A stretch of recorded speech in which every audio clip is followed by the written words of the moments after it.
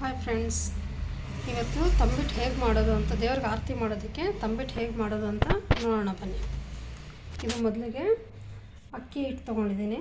ಅಕ್ಕಿ ಹಿಟ್ಟು ಇಲ್ಲಿ ಹುರ್ಗಡ್ಲೆ ಪುಡಿ ಮಾಡಿ ಇಟ್ಕೊಂಡಿದ್ದೀನಿ. ಅದರಲ್ಲಿ ಏಲಕ್ಕಿ ಸೋಂಪು ಹಾಕಿ ಹುರ್ಗಡ್ಲೆ ಪೌಡ್ರ್ ಮಾಡಿ ಇಟ್ಕೊಂಡಿದ್ದೀನಿ.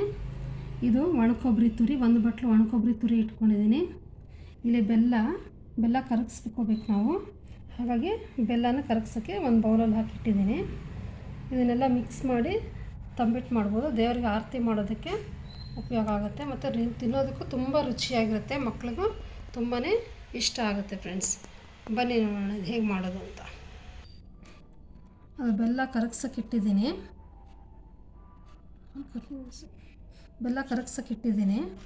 ಈಗ ಈ ಹುರ್ಗಡ್ಲೆ ಪೌಡ್ರು, ಈ ಒಣ ಕೊಬ್ಬರಿ ತುರಿ ಇದನ್ನೆಲ್ಲ ಮಿಕ್ಸ್ ಮಾಡಿ ಇಟ್ಕೊಳ್ಳೋಣ. ಬೆಲ್ಲ ಕರಗಿದ ಮೇಲೆ ಸೋಸ್ಕೊಂಡು ಮಾಡೋಣ. ಯಾಕಂದರೆ ಬೆಲ್ಲದಲ್ಲಿ ಕಸ ಇರುತ್ತೆ, ಎಲ್ರಿಗೂ ಗೊತ್ತಿದೆ ಅಲ್ವಾ.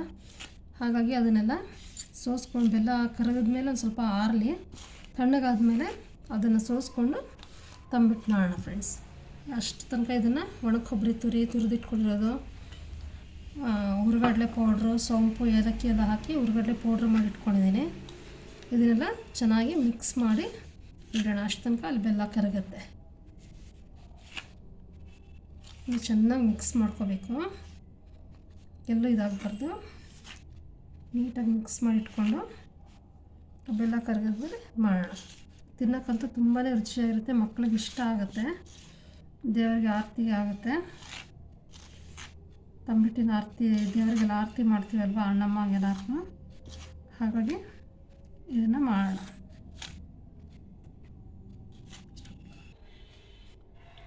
ಇದು ಬೆಲ್ಲ ಕರಗಿದೆ.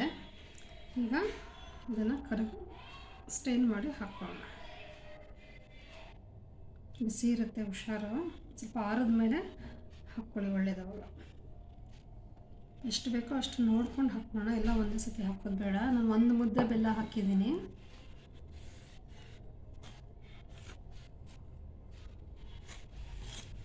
ಚೆನ್ನಾಗಿ ಕಲಗಿಸ್ಕೋಬೇಕು.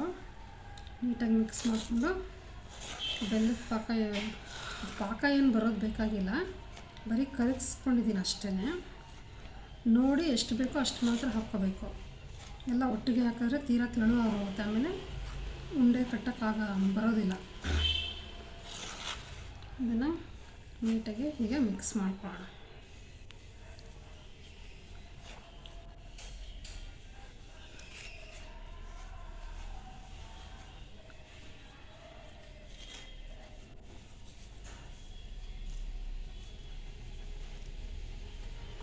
ನೀಟಾಗಿ ಮಾಡ್ಕೋಬೇಕು. ಒಂದು ಸ್ವಲ್ಪ ಆರಿದ್ಮೇಲೆ ಅಂದರೆ ಕೈಯಲ್ಲೇ ಕಲಿಸ್ಬೋದು. ಈ ಥರ ಬಿಸಿ ಇದ್ದಾಗ ಹುಷಾರು. ಒಂದು ಸ್ಪೂನ್ ಏನಾದರೂ ತೊಗೊಂಡು ಕಲಿಸ್ಕೊಳ್ಳಿ.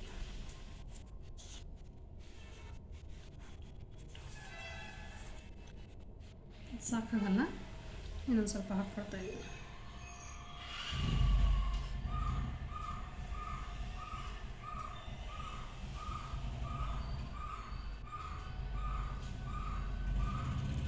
ಒಂದು ಸ್ವಲ್ಪ ಗಟ್ಟಿನೇ ಆಗಿದೆ ಪಾಕ ಇವಾಗ ನಾನು ಮಾಡಿರೋದು. ಹಾಗಾಗಿ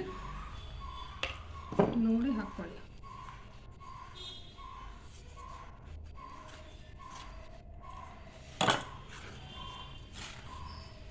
ಚೆನ್ನಾಗಿದೆ, ಪೂರ್ತಿಯಾಗಿ ಕಲಿಸ್ಕೊಳ್ಬೇಕು.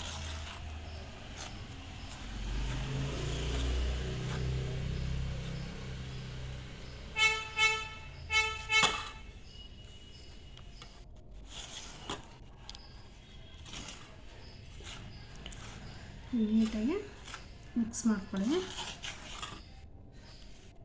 ಬಿಸಿ ಇದ್ದರೆ ಕೈ ಹಾಕಕ್ಕೆ ಹೋಗಬೇಡಿ, ನೋಡ್ಕೊಂಡು ಮಾಡಿ. ಏಲಕ್ಕಿ ಸೋಂಪು ಎಲ್ಲ ಹಾಕಿರ್ತೀವಲ್ಲ, ಇದರ ಪರಿಮಳನೂ ತುಂಬ ಚೆನ್ನಾಗಿರುತ್ತೆ. ಹಾಗೆ ತಿನ್ನೋಕ್ಕೂ ತುಂಬಾ ರುಚಿಯಾಗಿರುತ್ತೆ. ಒಣ ಕೊಬ್ಬರಿ, ಹುರ್ಗಡ್ಲೆ ಪುಡಿ ಮಾಡಿ ಹಾಕಿರ್ತೀವಿ, ಒಣ ಕೊಬ್ಬರಿ ಸಣ್ಣದಾಗಿ ತುರಿದು ಹಾಕಿರೋದು ಚೆನ್ನಾಗಿರುತ್ತೆ. ನೋಡಿ, ಎಲ್ಲ ಆದಮೇಲೆ ಈ ರೀತಿಯಾಗಿ ನೀಟಾಗಿ ದೀಪ ಮಾಡ್ಕೋಬೇಕು. ಎಲ್ಲ ಉಂಡೆ ಕಲಸಿ ಈ ಥರ ನೀಟಾಗಿ ದೀಪ ಮಾಡ್ಕೋಬೇಕು. ಮಾಡ್ಕೊಂಡು ದೇವ್ರಿಗೆ ಆರತಿ ತೆಗಿಯೋ ಹಾಗಿದ್ರೆ ಈ ಥರ ಅರಿಶಿನ ಕುಂಕುಮ ಹಚ್ಕೊಂಡು ಮಾಡ್ಬೋದು. ಇದಕ್ಕೆಲ್ಲ ಎಷ್ಟು ಬೇಕು ಅಂತ ಮೆಷರ್ಮೆಂಟ್ ಎಲ್ಲ ನಾನು ಕರೆಕ್ಟಾಗಿ ಡಿಸ್ಕ್ರಿಪ್ಷನ್ ಬಾಕ್ಸಲ್ಲಿ ಹಾಕಿರ್ತೀನಿ. ಫ್ರೆಂಡ್ಸ್, ನೋಡ್ಕೊಳ್ಳಿ. ಟ್ರೈ ಮಾಡಿ ನೋಡಿ. ಇಷ್ಟ ಆದರೆ ಲೈಕ್ ಮಾಡಿ, ಶೇರ್ ಮಾಡಿ ಮತ್ತು ಸಬ್ಸ್ಕ್ರೈಬ್ ಮಾಡಿಸ್ಕೊಳ್ಳಿ ಫ್ರೆಂಡ್ಸ್. ಇದು ಮಕ್ಕಳಿಗಂತೂ ತುಂಬಾ ಇಷ್ಟ ಆಗುತ್ತೆ. ಮಾಡಿ ನೋಡಿ, ಪೂಜೆಗೆಲ್ಲ ಯಾವಾಗಾದ್ರೂ ಬೇಕಾದರೆ ಮಾಡಿ ನೋಡಿ, ಮಾಡಿ ಹೇಗಿತ್ತು ಅಂತ ನನಗೆ ಕಮೆಂಟ್ ಮಾಡಿ ಫ್ರೆಂಡ್ಸ್. ಇದ್ರ ಮೆಷರ್ಮೆಂಟ್ ಎಲ್ಲ ಕರೆಕ್ಟಾಗಿ ಹಾಕಿರ್ತೀನಿ ಡಿಸ್ಕ್ರಿಪ್ಷನ್ ಬಾಕ್ಸಲ್ಲೇ.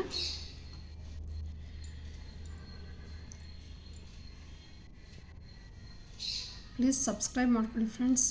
ಹೀಗೆ ಮತ್ತೆ ಬೇಕಾದಷ್ಟು ಟ್ರೆಡಿಷ್ನಲ್ ಫುಡ್ಸ್ ಎಲ್ಲ ಟ್ರೈ ಮಾಡ್ತಾ ಇರೋಣ.